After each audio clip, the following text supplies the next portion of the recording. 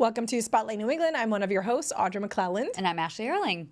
We had this really great interview today on the Road Show. Right. And because often, we do the Road Show Monday through Friday at 9 a.m. Yes. on WPRI 12. And Right. it does stream on the app here as well. So you can watch it in a multitude of places. But we get to meet so many different people through there that we often will then bring on to Spotlight or vice versa, which is great. But this story had caught the attention of so many people, and some people might even remember it from when it was happening. When it was actually happening. At the time. So this is a documentary. I was going to say new documentary, but I guess it's about 6 months old. Right. Called The Secret Mall Apartment. Right. Okay. So we actually here on the 12 Plus app showed a preview of it yesterday. So if you are one of our newer app viewers, you may have already caught the preview of it.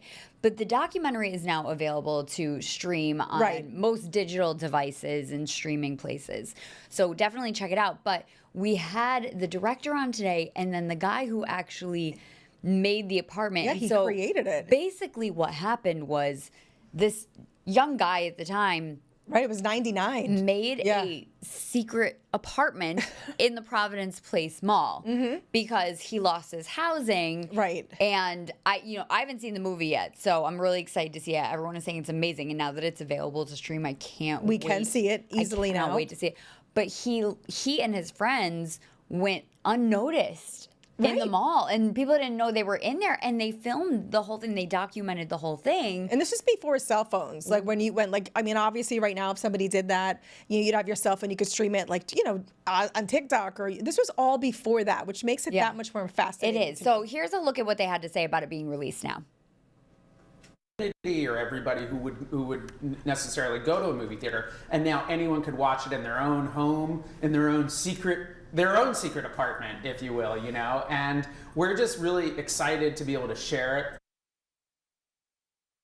Look at that right there. So that's the director, and the funny thing is they've been showing it at Providence Place Mall. I believe it actually still is in the theater at Providence Place Mall right now. So you can either go see it there, or as Michael was saying, you can watch it at home. So I'm looking forward to watching it at home. It's just easier, you can watch it whenever you have time or if you need to pause it. So this video was actually geeking me out though, because I believe I was working here at the time, because when they just showed Mike Montecalvo and Pam Watts, that's when I was producing the morning show. You were definitely here. Here at Channel 12, and it was 20 years ago. Yeah. Right? 20 years ago. And I've been here for 20 years. So when he did it. I believe I was a fresh producer here at Channel 12 at the time, and I remember this story coming out. Yeah. That people were secretly living in the mall, and we covered it for a bit. I mean, it is crazy. And I was in college. I was just right at Brown, right down the street when this was all happening. And I remember hearing about this. Do you? Oh, absolutely. Because, I graduated in 2000. And I remember, listen, do you remember when the mall coming here was a big deal anyway? So the mall came here before I came here. Okay. So I didn't come to Rhode Island until 2001. Okay. Oh, yeah. So the mall was here, obviously, before that. And it had been here for a few years or a couple of years before that. But this, if you stop and really look at some of the footage that we're just showing, climbing through little secret passages in a bathroom, climbing through the walls. And the thing that always fascinates me is when you actually do see what was in the apartment, how they got it in there. How they strap things on their back, or were able to actually get furniture in there. it's unbelievable. Yeah. And so the guy who did the apartment was in today as well, and they were lovely. It's so great. Such a crazy story, and I can't wait to watch it to really hear what went into it, because just the headline alone, because this is a local story, so if you remember it happening here, this is of local interest to you, but this is catching the attention nationally of people. This is now a documentary that I think will become very popular for people to watch, because it's just it's one of those crazy things. I'm sorry, they did what? And you wonder too, like who, because now in the world of like social media, you wonder who this might actually, I don't want to say inspire, so to speak, but you wonder what kids will see this and go, oh my gosh, like could you find a space in a school or a university or a library? I mean, they went undetected too. Well, the thing that is interesting is that, now these days people do everything for attention online. Right. And this wasn't for that. No. This was not for that. So that makes it even that much more interesting and intriguing and a different depth to it because it's not something that somebody did just to get attention. Right. And they did eventually, made a come little documentary clean and all of that and shot it. So I'll be interested to see how it all unfolds kind of like through their eyes. It is unbelievable. And when Brendan was interviewing them today on the road show, like Ashley had mentioned, they, when he said that, when Michael, when they were talking about that, again, he's like, this was all before social media. Yeah. This is all before everybody had the capability to film or take photos and stream. And it really does make you think just that much more. Wow, like what they did was really like groundbreaking at the time to actually think ahead to film it, to think ahead about doing like almost like a time lapse of it coming together. It seems unbelievable. It seems almost like real world-esque, like in the days of when reality TV was like much more of like a traditional reality TV that was just like a fly on the wall type of reality TV versus a competition show where people are pitted against each other. It kind of reminds me of that, which is my favorite genre of reality TV. Just to like, I love insight into just other people and their lives and kind of, what other people do and how they live. Right. So I feel like this will be reminiscent of that. And then with the local tie, it's even in addition to all that. Now, if I were going to live in the mall, I would have lived in the Nordstrom Cafe. Absolutely. Personally. Absolutely. Instead of maybe where the cinder blocks were. I would have found it. Remember that? What is that book? Like Night at the Museum, or there was a book. Well, there's a movie, but there was a book. I was going to say, I know the movie. So there was a book. I read it as a kid. Now I'm going to forget the name of it. And they were in a museum and as they were like living in a museum. I mean, that was fake, obviously. But like, if I were going to live in the mall. That's where you would. And I know Nordstrom's not there anymore, but because, I want to pretend it is. Let's say it were, I would live in That's the where Nordstrom, you would. In the cafe. I would probably join you. Overlooking the State House. And just have a beautiful view. Beautiful view. Great food. Amazing and tomato access to soup. all the clothing and shoes that you could desire. And a cheese board. And as the kids say, a crispy Diet Coke. Crispy diet. Amazing. So that is available out now. Cool. And kudos to you if you were one of our 12 plus viewers who got the sneak preview that was exclusively here on the app. We have a lot of great content here on this app, so hopefully you get the chance to explore it and stream us just like you're going to stream this movie. That's right, and we have a very special guest coming up next. There's always so much going on in New England, especially in the fall season, so we're excited to share as much as we can, so stick around because we have a great guest coming up. Welcome back to Spotlight New England. So if you're looking for something to do this weekend, we just might have the perfect thing for you in New Hampshire. So it's the New Hampshire Highland Games and Festival, and this is very cool. It's the largest and most diverse Highland Games held in North America. And we have this morning with us Andrew MacLeay, who's the program director with us to share more about it, its history, and just everything that you're going to need to know about these fun games and festival that we've heard about for years. And we're just excited to have him with us this morning. So welcome, Andrew. Hey, thanks for having me. Thanks for being with us. I have to say, so my husband is Scottish. I married into a Scottish family. My last name is McClelland, and I've always kind of heard of really like the family history too. And as soon as I found out about his Scottish, that he was Scottish, I really did a lot of, digging. I wanted to get him like, some of the actual like traditional garb. And it's just to me such a fascinating thing that you guys are doing the games and the festival. So tell us a bit about this history, because it's 50 years now this year, right? Yeah, I mean, in the context of North America, that's a long time, but obviously not so much over in Europe and Scotland. But we're excited to celebrate that milestone. Started in 1975 as just a small clan picnic. I think there was, 80 people there. And then the next year they beefed it up a little bit and started incorporating some traditional competitions that you'd see at a Highland Games over in Scotland. And we're around like 800 people for the late 70s for the rest of it, and kept adding more and more features. And now, over the course of the weekend, we have 45,000 people that attend. So it's a amazing amount of growth, and just that heritage and continuing the traditions is kind of all that we're about. And it's great that now we kind of have our own heritage as well. So. Yeah, I've actually been 45,000, right? I've been lucky enough to be there on one of these weekends. I have a condo up in Lincoln, New Hampshire. It is one of my favorite places in the world, and we get up there as much as we can, and we have been there during the games. This is like, he's almost like downplaying. This is like a huge thing. Like, tickets sell out, people plan, a year, many years in advance to make sure they go to it. Tell us more about what actually happens. And it all takes place at Loon Mountain, right? For the most part, yeah. So the festival gates open each day at 9 and run till 5 p.m. And there's some special ticketed events that don't come with a festival ticket that are around that Lincoln Woodstock area. So, but the majority of the things are happening on property at Loon Mountain, and each day is a little bit unique, but there's a lot of similar things that happen each day. So we have 9 different performers performing at 3 different venues all day, every day throughout the weekend. We have, as I mentioned, kind of the big things in Highland Games is competitions. So we have competitions in fiddle, Highland dance, pipe and drum bands, and then heavy athletics. So that's kind of the stereotypical guy, people throwing a large telephone pole that you see out there. And then we also have, you touched upon, like looking into your heritage. We have representatives from clans all across North America, different clans and families. We call it Clan Village that you can check out. And just if you have that last name or that connection, you can learn more about how to get involved in clan heraldry. We also do seminars throughout the weekend about different like Scottish heritage type adjacent things. So we have like a genealogist, so you can look into more that. And then one thing that the audience and participants really likes is we do try-its, so people can try their hands at some of these things. So we do a bagpiping try-it, Highland dance try-it. Somebody can try the ancient art of stone lifting. So plenty of different things, and I probably didn't mention half of it that's going on throughout the weekend. So you got a lot of stuff going on. And tell me this, so what about the pipers? Because it says you're going to try, you guys are going to try to do the world record? Yeah, so we were brainstorming a couple different things to mark the 50th. So we got a couple things, but the big one is we're going for that Guinness World Record, which is currently 333 pipers from Bulgaria.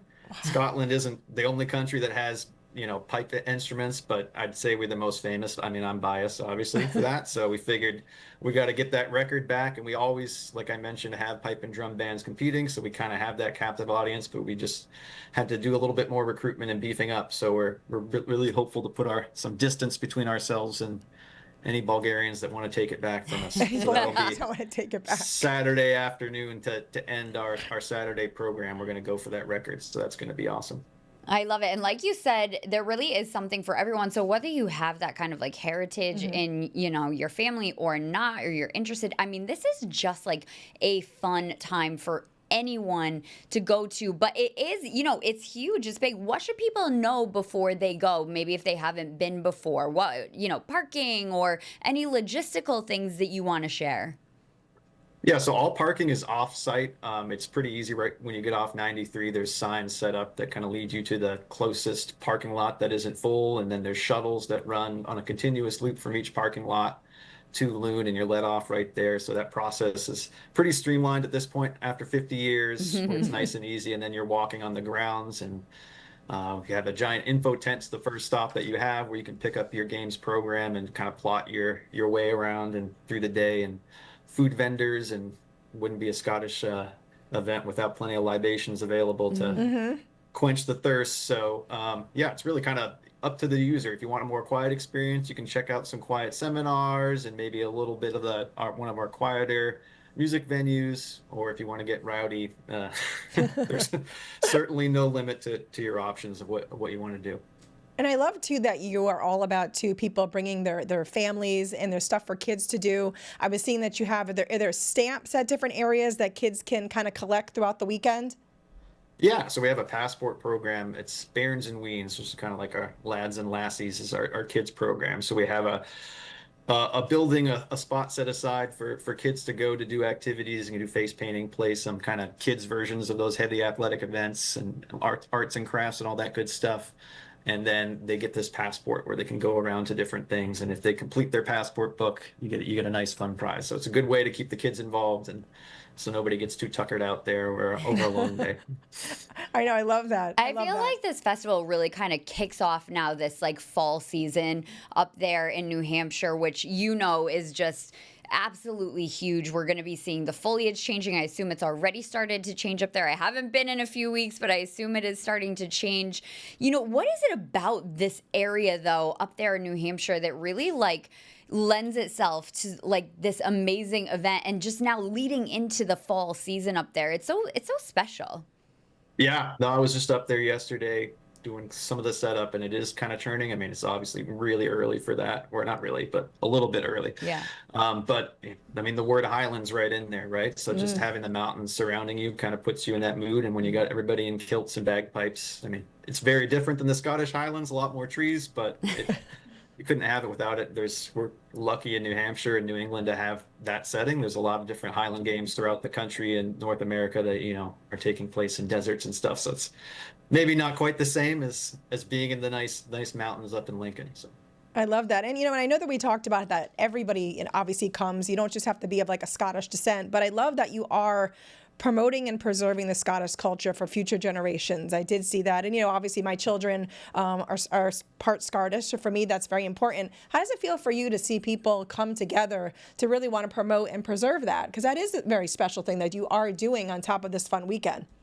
Yeah, no, it's one thing, me personally being Scottish, that I'm proud of. And when I bring, you know, I have my mother-in-law who came out last year who doesn't have a Scottish background. It's like, wow, you guys are really into this. So it's something that we're really proud of, that I think Scottish and really all Celtic people, so going across the sea to Ireland too, are just so proud of their heritage. And it's so nice to see, especially when we have a lot of people from Scotland who come over either as performers or judges or just to check out the games, to see like, oh, you guys are doing this legit. It's not just a cheap knockoff of what's going over in Scotland. So I think that's important. And then we kind of are seeing over this 50 years now the lineage of kids who maybe competed in fiddle or Highland dance when they were growing up and are now, we have a couple different performers. The Scottish Fish are based out of Boston. They're a 5-piece fiddle group, and a couple of them competed when they were kids, and now they're touring musicians. So it's just great to kind of, like you said, keep those cultural traditions are alive and going generations to come. So.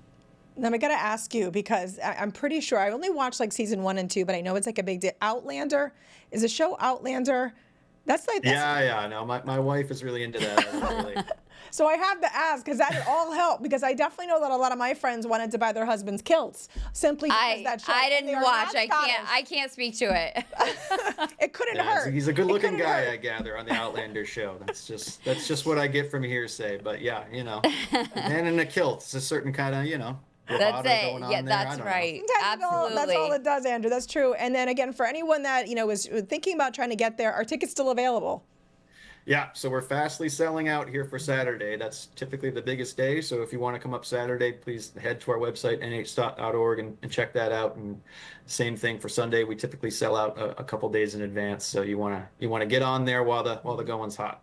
It's true. I told you when I was up there, they were sold out. So I know that it does happen. He's not just saying that. They do sell out. So if you want to go, make sure you do go. And thank you so much for joining us today to share about this awesome event. It really is such a great thing. If you haven't been, I highly recommend checking it out this year or in the future. It is just such a fun time up there. Absolutely. Yeah, Andrew, thank you so much.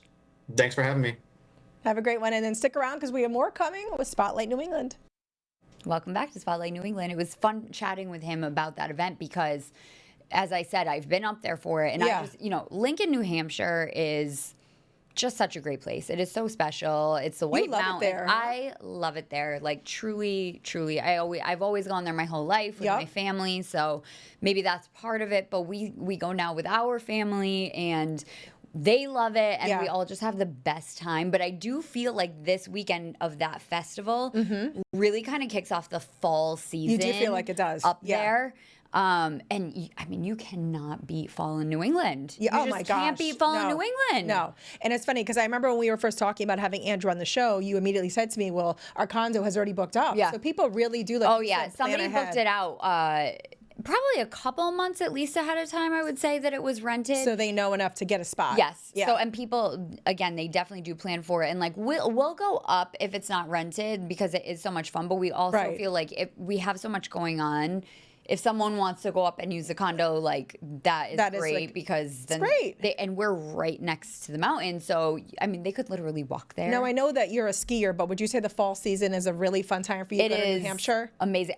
It is amazing. Yeah. It's so beautiful. You can walk, you can hike, you could just drive through the notch and see the beautiful foliage and all of that. So we wanted to talk a little bit, though, about fall fun in general. Yes. So I took video this weekend when I was at the boat show. And so I was covering the boat show, which, again, an amazing fall event. But I was like, you know what I'm going to do? I'm going to take a moment. I'm going to go get myself a coffee. Love it. And I'm going to enjoy Newport. So this is what I want to say. Springline is down at the end of Bannister's Wharf, which I knew it was. And I just think there are a lot of great coffee shops, but they are a great coffee shop. And I love the location because it's all the way down at the end of the wharf. Yeah. So you can see how busy it was because everyone was going to the boat show. This was one of the entrances you could get into. Oh, that was one of the entrances down for there. the boat show, because they're spread all throughout because the boat show is so big. So I went and I got myself a little coffee. Your coffee. And then I walked down Bannister's and I just took, and some of our favorite places are over there. Yep. Tyler Bow is over there. Got the Beau Blue over there too now, Blue right? is over there. They went by Clark Cookhouse right there. 22 Bone is on the other side.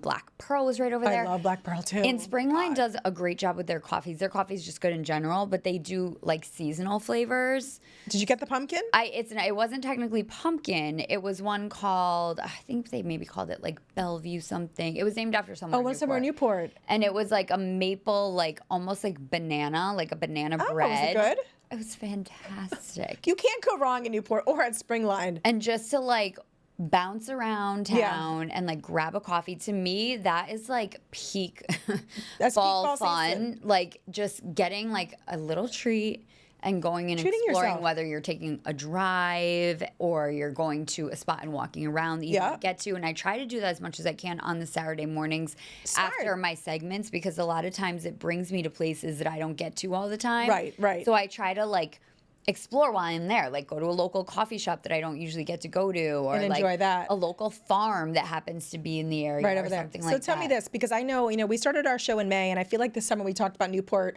on Spotlight all the time. We did. Is it changing over yet? I haven't been to Newport, believe it or not, in a few weeks. Is it kind of changing now? Are there pumpkins out? Pumpkins are out, not everywhere. Okay, but you're feeling a little bit of fall vibe? They're starting to be out. Our friend KJP, he does like a huge display down in front of his store, which is on Bowen's, right next to Bannister. And I don't think he has done yet the switch over. So it's not fall yet at KJP. But it's got to be really close, because this is when all the fall festivals start up. Yeah, I can't there wait. And across I cannot wait. The whole region, all the local farms start to have their different displays and fall festivals. What do you guys do? Do you guys have any like fall things that you always try to do? Yeah, well, we always try to go to a pumpkin patch. We always try to go apple picking. I like apple a very picking. small like season for apple picking for like prime apples. Yeah. And we always love to do that. I always miss the prime, and then we get there and there's like 2 apples. Well, that's what normally happens with us, with our schedule. But we love to do stuff like that. And honestly, like, I live in the east, like the East Bay of side, and Barrington always has like a fall festival. And for me, they always do. Right in town, they have. I didn't even know that I lived there for like how many years did I live there? Right on like the town hall area, they'll have like face painting, or you can like paint your own pumpkin. Yeah. If you got there early, you got like like little like free things, like little arts and crafts for the kids. So like Mia would love it. It's like Victoria loves it. Yeah. So it's really just like things like that. And then I love just like going into Warren, as I know you love Warren. Warren is amazing. Right on Water Street over there. Water Street is one of the best areas. A lot of areas in Rhode Island, like I know we love Wickford, North Kingstown, like Providence, down on Providence. They decorate and go all out, and I love that. Any of those little like places that have the streets that you can kind of walk up and down, and they have like a couple of different things. That is just like, it's our Gilmore Girls. I was gonna say, living in a Hallmark movie. This season brought to you by our own dreams of Hallmark. Can we go there? Can we close our eyes and pretend? Thank you for joining us today on Spotlight New England. We'll have much more fall fun as the season continues. We hope that you'll join us next time.